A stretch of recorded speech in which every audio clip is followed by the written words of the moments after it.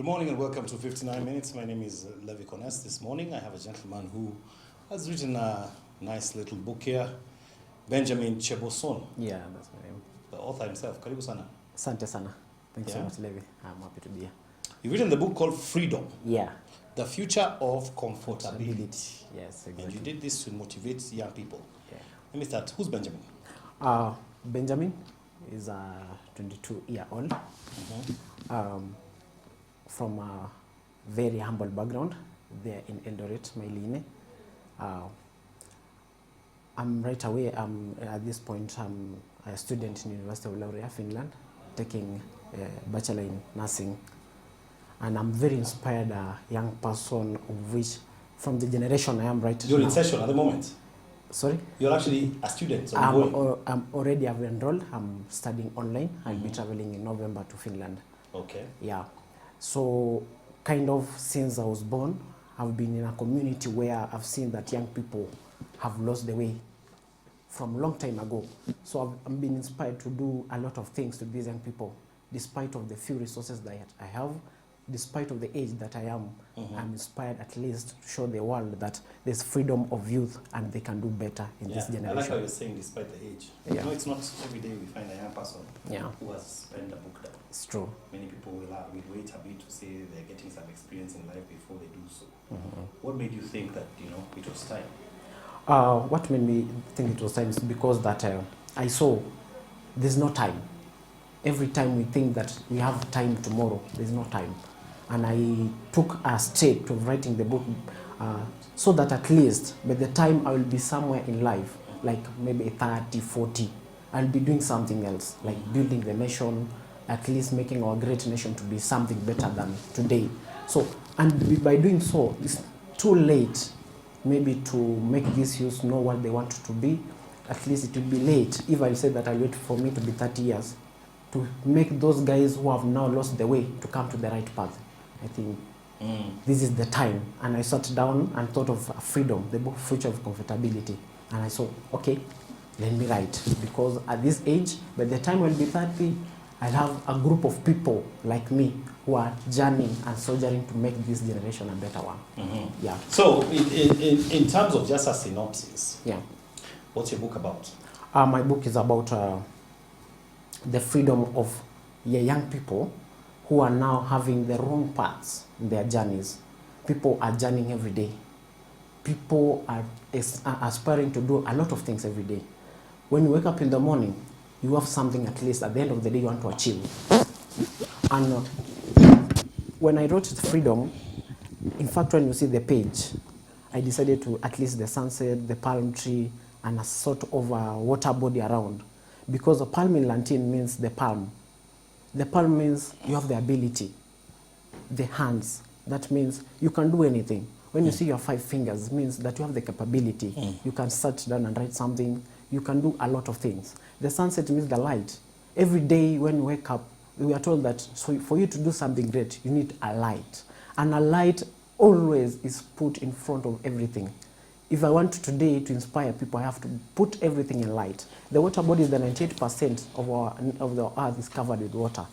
This 98% means we have the capability, we have the freedom, we have the chance to do anything that we want to do. So freedom, I wrote it using 4 chapters. And in introduction, I talk about understanding your journey, as I had started at the first point. Today, have a reason to say that this is a pillar of hope to this generation, because our parents have been telling their children or in our communities that for you to succeed, you must be a teacher. For you to succeed, you must be an engineer. But in this book, I want to tell these people that before you all agree with that point, let us first understand, what do I really like in life? What do I really want to be? And am I interested in that point? That's why I took freedom. And on all chapters, in chapter 1, I took the foundation of reality. After somebody have understood that I want to be a teacher, and he's very, very purpose to do it, then at least he can make a foundation. And in everything, most of the things that have been brought to be great, they had a good foundation in life. Yeah. I hear you. So you did a book. Yeah. When did you launch the book? I launched the book on 10th of July. Yeah. Yeah, this month, just the other week. And I'm seeing it's going well. It's being received well by the young people, especially those out of school and in school. Yeah. Yeah. You dedicated, you said that the whole reason you wrote this book was because of your aunt, Yeah, my aunt, Elizabeth. Chamchai. Yeah. Yeah, she's for Why? me, What- she's very important to my life.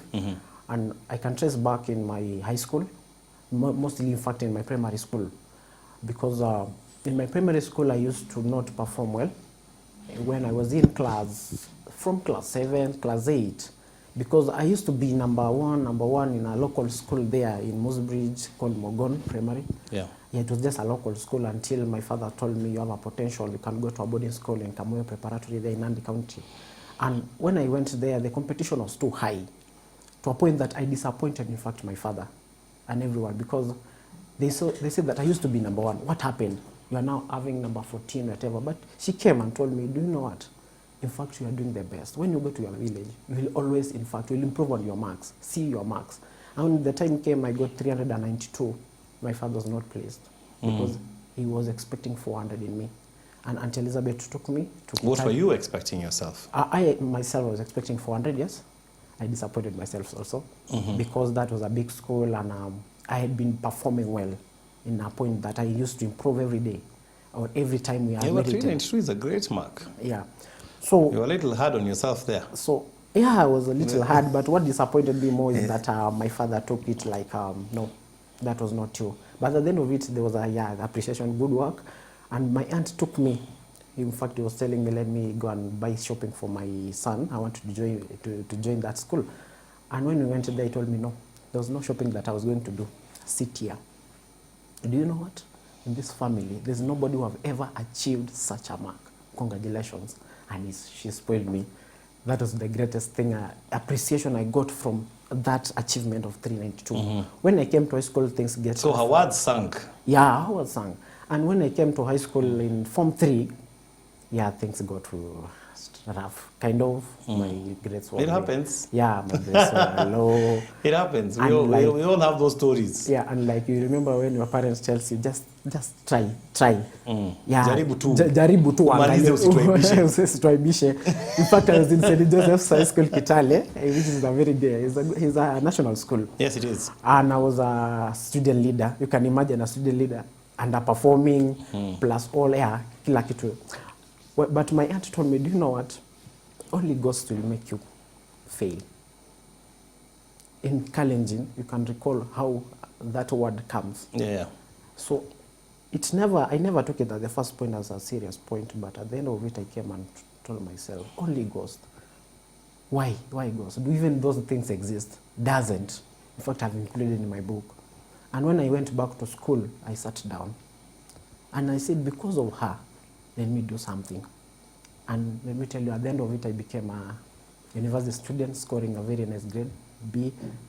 And I came to Presbyterian University, to pursue the course that maybe I wanted. Congratulations. When did you do your KCSE? I did my KCSE in 2019, just recently. Just before the pandemic. Yeah. And when the marks came, I think she was among the first people who called me and told me, thank you, you did it. Of all the people, she was the only one again who came and appreciated me with something better. She came with a letter. Were people expecting more from you still? Yeah, people, no, you remember in Form 3 I had performed poorly. And people are saying, you're just expecting at least, asituaibishe, isikuwe ni ule that alikuwa shule kubwa, asema alikuwa shule kubwa alafu amekuja, no. Amalize tu. But now everyone now was, hey, so he made it. But for me, I knew some people in life... The interesting thing about success is just success, that it will attract everyone. Some people get on the train only when it's moving. Exactly. It can be at the station for a long time, they won't enter. But at the end of it... But wakiona inasonga, watataka wote wakuwa. Wanakimbilia sasa. Yeah. Wanasema tusiachwe. It's very true, Levi. Yeah. So she was very inspiring, and that's why in these all achievements, I'll forever remember her. And she still encourages me because every step I make, she reminds me that remember the family. I said that because, you know, I always have interest in knowing what authors say are the driving forces behind some of the things they have written. I see you've honored your dad, you've honored your mom. I say she's a great counselor. You've talked about your siblings.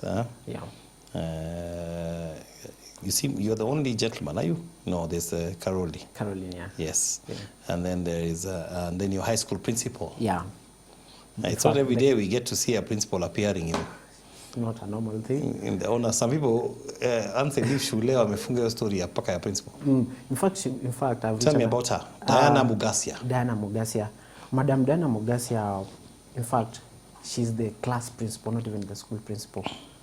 The school principal was the late Mr. Yego in St. Joseph's.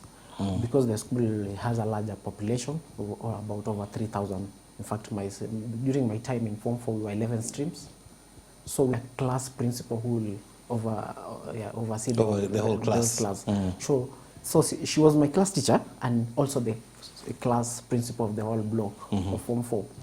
And Madam Diana became more than a class teacher. She became a mom to me. And when I went in Form 1, I was just another boy there, trying to adapt to a new life in high school. You can at least see the background where I came from. Things were tough. Sikuwa nimeiva toughies. But I went to high school at least. Oh, ukavaa toughies? Nikavaa toughies. Hey, because nikikuwa Kamoyo, I used to wear hizi viatu ya sokoni ninaendanga kuchukua hapa na pale. In fact, I remember kuna rubber shoe ile kuja ile ya bata ya plastic. Ilikuwa inakaa sharpshooter mzuri sana. Anayakuwa doa nilikuwa najisikia vizuri. But when I went there, I realized things are different. Things are different. You have to try on your tie kila kitu. Na nikapatiwa manual work kwa pavement ya toilet. It was the urinal point. So I was doing there every day. But I was a very disciplined boy.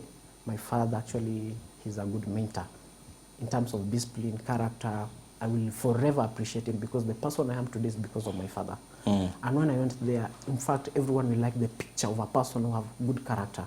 And so Madam, I always say, you know, it's you can go anywhere, but only character can keep you there. So Madam Diana saw me, and at the end of it, she was the one, or she's the reason I became a student leader. She gave me a class prefect for the class, Southwest. And at the end of it, I grew up, I became the captain of clubs and societies, and later, I became senior prefect there. She was the reason. And the moment nilipata grades mbaya, pale Form 3, Madam Diana used to at least call me in her office. Sijui mbona, because we were many. But she used to call me, not that I was a school leader, but she used to call me and tell me, Benjamin, you know what? You have a capability. You can do this. This is the way you can do. So she showed me that despite of all my failures, there's a strength inside me. That's why I acquired that morale and focused, at least, ndio nikaona a light somewhere. In fact, when we were doing indexing exam, not to be, I think ningeangukia number 400 and something. But Madam Diana alikuja akaniambia at the middle of the paper, akaniambia, you know what, Benjamin, I've seen your results for the first papers. You're not doing great. And if you continue like this, in fact, mimi usikuja ukaniona kwa ofisi. So we have tried. And I said, yeah, it's true. Madam, you have did it. It's my time now. And I sat down nikapata, I was among the top 100. That's good. We are all products of, you know, people who have input something into our lives. Exactly. That's the reason why I really want you to even mention some of those things. So at least we know that. We're going to take a quick break. We'll be right back. We're speaking to Benjamin CHEBOSON. He wrote the book, Freedom. The Future of Comfortability. He is a young man himself who is inspiring young people. The Bible does say, do not despise humble beginnings. The days of humble beginnings. You know, eh? Yeah, you know it. And even it also says mtu asikudharau kwa sababu ya ujana wako. Ujana wako. Though ni moshi lakini lazima tuitumie. Ni moshi hata I look at you na naona kweli ujana ni moshi. Mimi nilikuwa hapo not too long ago. We'll be right back after these messages.